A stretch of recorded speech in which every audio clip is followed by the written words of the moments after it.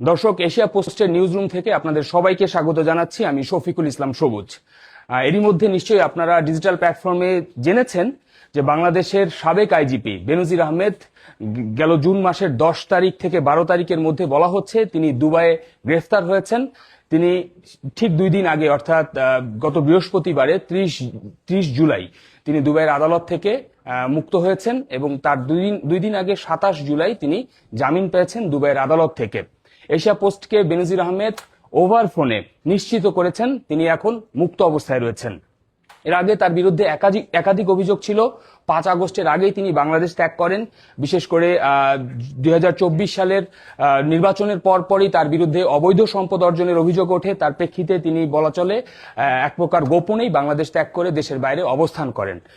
5 আগস্টের পর একাধিক মামলা সহ বিভিন্ন অভিযোগে তার বিরুদ্ধে মামলা হয়েছে। তার বিরুদ্ধে ইন্টারপোলের রেড অ্যালার্ট জারি করা হয়েছে। 12 জুন যখন তিনি আটক হয়েছেন, বাংলাদেশের গণমাধ্যম বিষয়টি সবার আগে ব্রেক করে। তার পরবর্তীতে বাংলাদেশ সরকারের পক্ষ থেকে বলা হয়েছিল যে বেনজির আহমেদকে দেশে ফিরিয়ে আনা হবে এবং জাতীয় সংসদে স্বরাষ্ট্রমন্ত্রী এ বিষয়ে বক্তব্য দিয়েছেন। দুদকের পক্ষ থেকে এরই মধ্যে কিন্তু দুবাইয়ের কর্তৃপক্ষের কাছে বেনজির আহমেদের বিষয়ে যে অবৈধ সম্পদ রয়েছে বা অবৈধ সম্পদের যে নথিপত্র রয়েছে তা পৌঁছে দেওয়া হয়েছে। এরই মধ্যে দুদকের একটি এবং বাংলাদেশ পুলিশের একটি প্রতিনিধি দল জুন মাসের 17 থেকে 19 তারিখের মধ্যে 5 সদস্যের একটি প্রতিনিধি দল দুবাই গিয়েছেন এবং সেখানে তার যে প্রত্যর্পণের বিষয়ে একাধিক বৈঠক এবং দেন দরবার বাংলাদেশের পক্ষ থেকে দুবাই সরকারের সাথে করা হয়েছে। কিন্তু দীর্ঘ আইনি প্রক্রিয়া শেষ করার পরে প্রায় 50 দিন কারাগারে থাকার পরে 50 থেকে 51 দিন কারাগারে থাকার পরে বাংলাদেশ পুলিশের 28তম আইজিপি বেনজির আহমেদ জামিন পেয়েছেন গেল 30 জুলাই। তো আমরা এরই মধ্যে তিনি কিন্তু এশিয়া পোস্টকে ওভার ফোনে এই বিষয়টি নিশ্চিত করেছেন। 30 জুলাই বৃহস্পতিবার তিনি দুবাইয়ের আল আওয়ার কারাগার থেকে জামিন পান। এর আগে 27 জুলাই সোমবার বাংলাদেশ পুলিশের সাবেক এই মহাপরিদর্শকের জামিন হয় দীর্ঘ আইনি প্রক্রিয়া শেষ করার পরে। 2 দিন লাগে তার আসলে জামিন পেতে, তিনি কারাগার থেকে বের হওয়ার পরে। তো বেনজির আহমেদ বাংলাদেশ পুলিশের একজন প্রভাবশালী আইজিপি ছিলেন এবং তার যে দীর্ঘ ক্যারিয়ার, সেই ক্যারিয়ারের যদি বলি, তিনি সর্বশেষ ছিলেন পুলিশের মহাপরিদর্শকের দায়িত্বে। তার আগে তিনি ছিলেন র্যাবের মহাপরিদর্শকের দায়িত্বে। তার আগে তিনি ছিলেন ডিএমপি কমিশনারের দায়িত্বে। তো জুলাই অভ্যুত্থানের পরবর্তী সময়ে বিশেষ করে শাপলা চত্বর গণহত্যা যে হয়েছে, সেই শাপলা চত্বর হত্যাকাণ্ডের ঘটনায় বেনজির আহমেদ সহ সাবেক প্রধানমন্ত্রী শেখ হাসিনা সহ প্রায় 58 থেকে 54 জনকে অভিযুক্ত করেছেন আন্তর্জাতিক অপরাধ ট্রাইব্যুনালের তদন্তকারী দলের সদস্যরা। এরই মধ্যে তার বিরুদ্ধে কিন্তু বাংলাদেশ সরকারের পক্ষ থেকে রেড অ্যালার্ট জারি করা হয়েছে। সরকারের পক্ষ থেকে একাধিকবার বলা হয়েছিল যে বেনজির আহমেদকে খুব শিগগিরই দেশে ফিরিয়ে আনা হবে, কিন্তু আইনি প্রক্রিয়া শেষ করে যেহেতু আরেকটি দেশের আদালত, আরেকটি দেশের বিচার ব্যবস্থা সবকিছু কে পরীক্ষায় উত্তীর্ণ হয়ে বেনজির আহমেদ নিজে নিশ্চিত করেছেন এশিয়া পোস্টকে তিনি গেল জুলাই মাসের 27 তারিখ তার জামিন হয়েছেন। তিনি জামিন পেয়েছেন এবং পরবর্তী 2 দিন পরে অর্থাৎ 30 জুলাই বৃহস্পতিবার তিনি কারাগার থেকে মুক্ত হয়েছেন। এশিয়া পোস্টের এই খবরের প্রচারের পরপরই কিন্তু বাংলাদেশের গণমাধ্যমে এরই মধ্যে একটি বড় আলোচনার সৃষ্টি হয়েছে। যেহেতু সরকারের পক্ষ থেকে খুব দৃঢ়ভাবে বলা হয়েছিল যে বেনজির আহমেদকে খুব অল্প সময়ের মধ্যেই দেশে ফিরিয়ে আনা হবে, কিন্তু বাস্তবতা যেহেতু পুরোপুরি উল্টে গেল, তো মানুষের মধ্যে এক ধরনের প্রশ্ন এরই মধ্যে তৈরি হয়েছে। এশিয়া পোস্টের যে খবরটি এরই মধ্যে ব্রেক করেছে, সেই খবরের নিচে দর্শকরা যে কমেন্টস করছেন, দর্শক নিশ্চয়ই আপনারা দেখছেন যে সেখানে মানুষের মধ্যে এক ধরনের মানুষ এক ধরনের আশাহত হয়েছে। কেননা বেনজির আহমেদের বিরুদ্ধে একাধিক অভিযোগ ছিল, সেই অভিযোগের সুরাহা বাংলাদেশের আদালতে হয়েছে, কিন্তু সংযুক্ত আরব আমিরাতের আদালতে তার বিরুদ্ধে যে অভিযোগ, সেই অভিযোগের বিষয়ে নিশ্চয়ই তার যে আইনজীবী যারা রয়েছেন তারা তার পক্ষে সপক্ষে যুক্তি দিয়েই তার জামিনটি নিশ্চিত হয়েছে। বাংলাদেশ পুলিশের সাবেক এই মহাপরিদর্শক খুবই প্রভাবশালী একজন কর্মকর্তা ছিলেন। বলা চলে আওয়ামী লীগের আমলে তিনি প্রভাবশালী কর্মকর্তা ছিলেন, কিন্তু আওয়ামী লীগের আমলেই তাকে দেশ ত্যাগ করতে তিনি বাধ্য হয়েছেন। এবং আমরা যতটুকু জানতে পেরেছি এবং কিছুক্ষণ আগে বেনজির আহমেদের সাথে এশিয়া পোস্টের প্রতিনিধির কথা হয়েছে।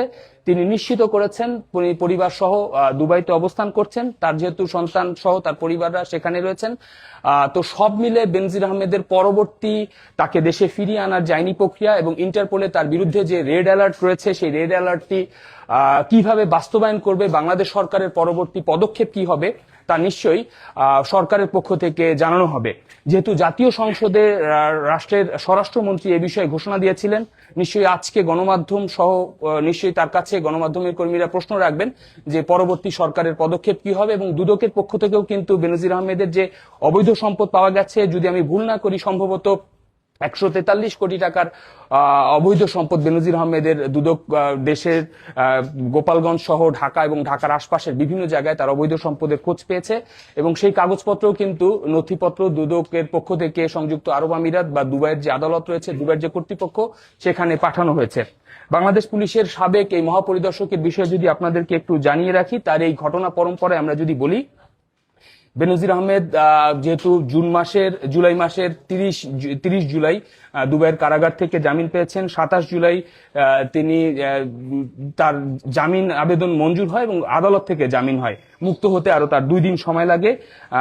বাংলাদেশ সরকারের কাছে চলতি বছর 12 জুন দুবাইয়ের কর্তৃপক্ষ চিঠির মাধ্যমে জানায়, বিশেষ করে বাংলাদেশ পুলিশের যে ইন্টারপোল শাখা রয়েছে, ইন্টারপোল শাখার কাছে, যে বাংলাদেশের সাবেক আইজিপি কে তারা গ্রেফতার করেছেন। এবং এরই মধ্যে কিন্তু এশিয়া পোস্ট আরেকটি সংবাদ ব্রেক করেছিল সে সময়, যে বিভিন্ন গণমাধ্যমে বলা হচ্ছিল যে তিনি তার কন্যাকে এয়ারপোর্টে মানে সি অফ করতে গিয়েই তাকে আটক করে। সেখানকার যে ক্যামেরা রয়েছে, সিসি ক্যামেরা, এআই শনাক্ত ক্যামেরা দিয়েই তিনি শনাক্ত হন। কিন্তু বাস্তবে দেখা গেছে, আমরা বিভিন্ন সূত্রে জানতে পেরেছি এবং তার পরিবারের পক্ষ থেকে বিষয়টি নিশ্চিত করা হয়েছে যে তার বাসার পার্শ্ববর্তী একটি শপিং মল রয়েছে, সেই শপিং মলে তার একজন বন্ধু, যিনি বর্তমানে চট্টগ্রাম অঞ্চলের সংসদ সদস্য, তাকে সেখানে ডেকে নিয়ে যান এবং সেখানে তার সাথে তার সঙ্গীরা ছিলেন। পরবর্তীতে দুবাই পুলিশকে সেখানে ডাকা হয় এবং তিনি যে ইন্টারপোলের ওয়ারেন্টভুক্ত একজন আসামি, সেই বিষয়টি সেখানে নিশ্চিত হওয়ার পরপরই কিন্তু তাকে গ্রেফতার করা হয় এবং তার পরবর্তীতে তার বিষয়ে যে অভিযোগপত্র গঠনের বিষয় বা অন্যান্য যে তদন্ত, সেই তদন্ত প্রক্রিয়া শেষ হওয়ার আগেই চলছে। তো এর মধ্যেই কিন্তু আমরা দেখলাম যে 50 দিনের মাথায় বা 51 দিনের মাথায় তার জামিন হয়েছে এবং জামিন হওয়ার পরে জুলাই মাসের 30 তারিখ ঠিক গেল বৃহস্পতিবার তিনি কারাগার থেকে মুক্ত হয়েছেন এবং এশিয়া পোস্টকে বেনজির আহমেদ ওভার ফোনে তিনি নিশ্চিত করেছেন এবং তিনি এই বিষয়টি নিশ্চিত করেছেন। এবং এখন আমি যদি আপনাদেরকে আরো কিছু তথ্য দেই, সেই তথ্য হচ্ছে বেনজির আহমেদ বাংলাদেশ পুলিশের 28তম আইজিপি ছিলেন। আওয়ামী লীগ সরকারের সময় বিচার বহির্ভূত হত্যা, বিশেষ করে শাপলা চত্বরের যে হত্যাকাণ্ডের ঘটনা ছিল, সেই সময় তিনি ঢাকা মহানগর পুলিশ কমিশনার ছিলেন। তো ঢাকা মহানগর পুলিশ কমিশনার থাকাকালীন সময় শাপলা চত্বরের যে হত্যাকাণ্ডের মূল দায় তার কাঁধে পৌঁছায়।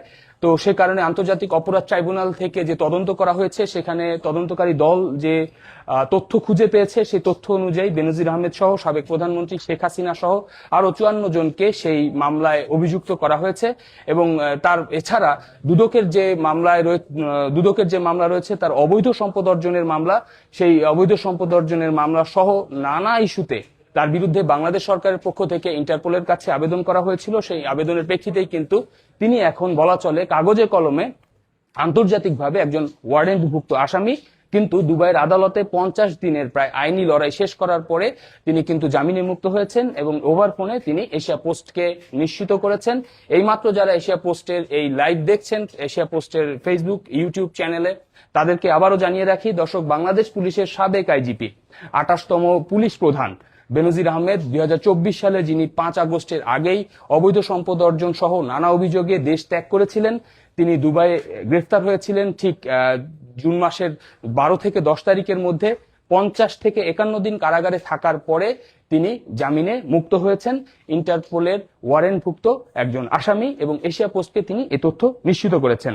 প্রাথমিকভাবে আমরা যে এই তথ্য জানতে পেরেছি, তিনি দুবাইয়ের আল আওয়ার কেন্দ্রীয় কারাগারে ছিলেন এবং সেখান থেকেই তিনি বের হন। এবং এরই মধ্যে কিন্তু বাংলাদেশে বেনজির নিযুক্ত যে আইনজীবী যারা ছিলেন, তারা কিন্তু তার সপক্ষে যে কাগজপত্র রয়েছে তা কিন্তু দুবাইয়ের আদালতে এবং দুবাই সরকারের নিকট প্রেরণ করেছেন।